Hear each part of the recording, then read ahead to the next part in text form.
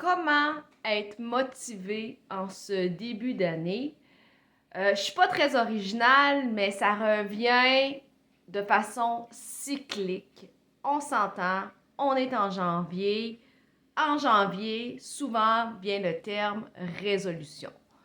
Oui, de plus en plus de gens dans les statistiques vont dire qu'ils ne prennent pas de résolution. Selon les années, ça va varier entre 30 à 50% des gens qui n'en prennent pas. Il y a quand même une autre moitié de la population qui vont en prendre.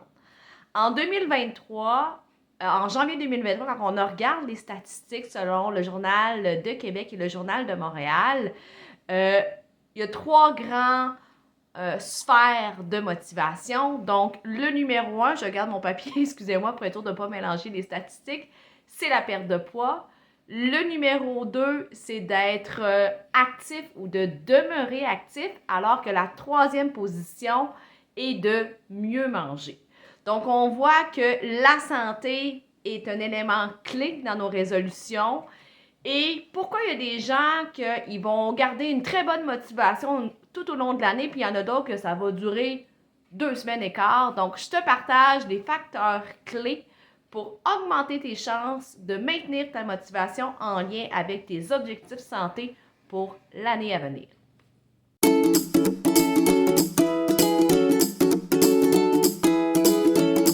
Allô, moi mon nom c'est Véronique Land, je suis nutritionniste diététiste professionnelle spécialisée en prévention et en traitement du diabète de type 2.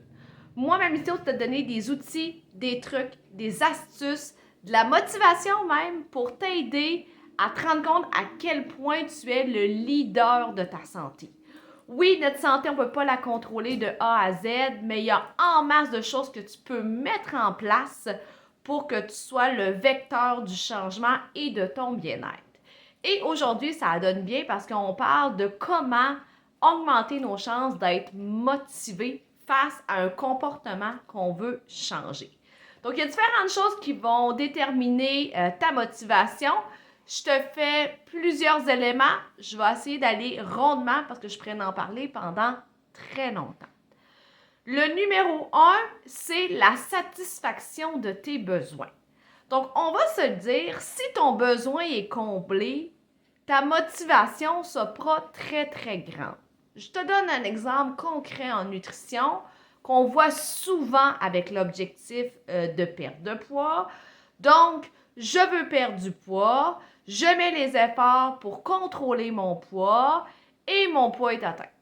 Donc, est-ce que je vais être motivée à continuer à avoir un certain souci alimentaire ou un effort conscient sur l'activité physique? Souvent, la réponse est non. Donc, une fois qu'un besoin est satisfait, c'est peut-être important de te trouver un autre défi ou un autre objectif pour maintenir de bonnes habitudes alimentaires ou une bonne pratique d'activité physique. Le deuxième facteur qui va influencer ta motivation est ton estime personnelle.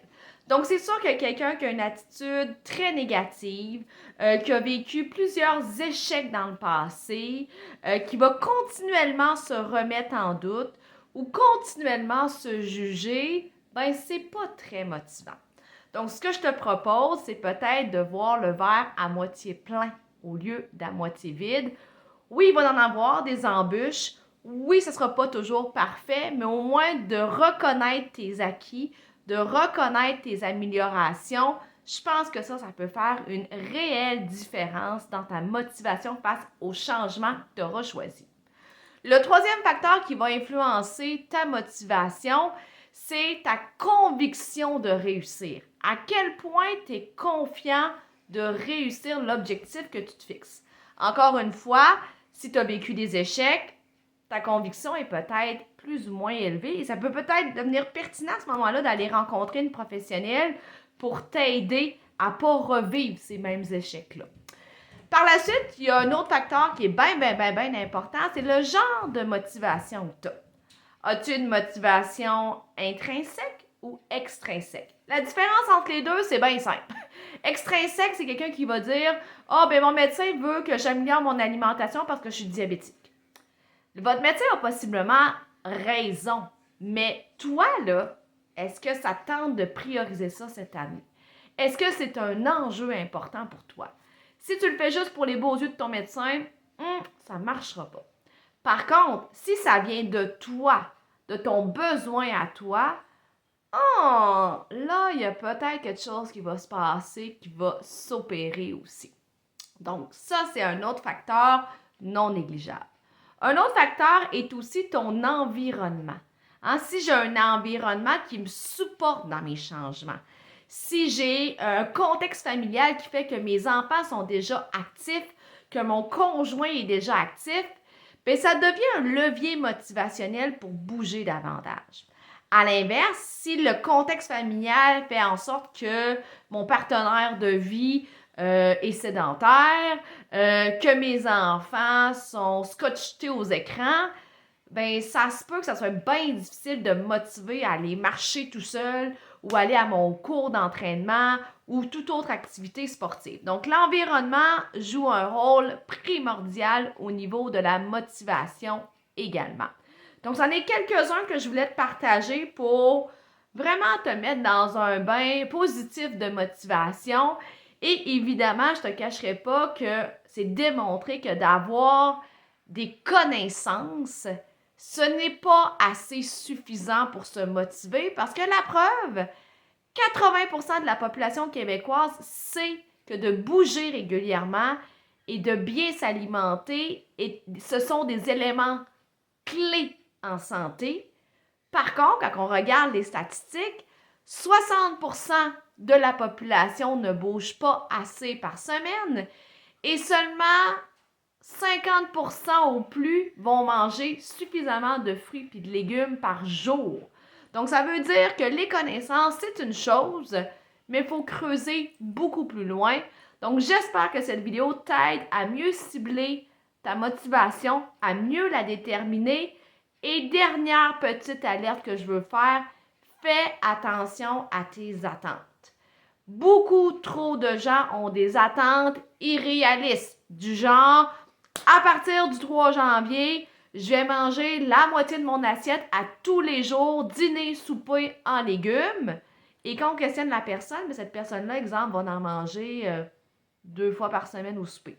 Donc, quand le virement de situation est trop grand et trop majeur, pour la majorité des gens, ça va être beaucoup trop.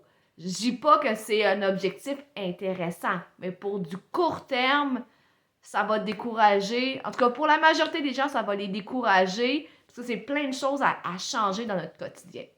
Donc, comme à l'habitude, aime, partage, commente, abonne-toi à ma chaîne YouTube si ce n'est pas déjà fait. La petite cloche est en haut et on continue nos belles chroniques du mardi pour t'aider dans ta santé. Puis, en passant, si tu as des questions ou des sujets que tu veux que je priorise, ben, gêne-toi pas à les marquer en bas. Donc, bye tout le monde, bonne journée!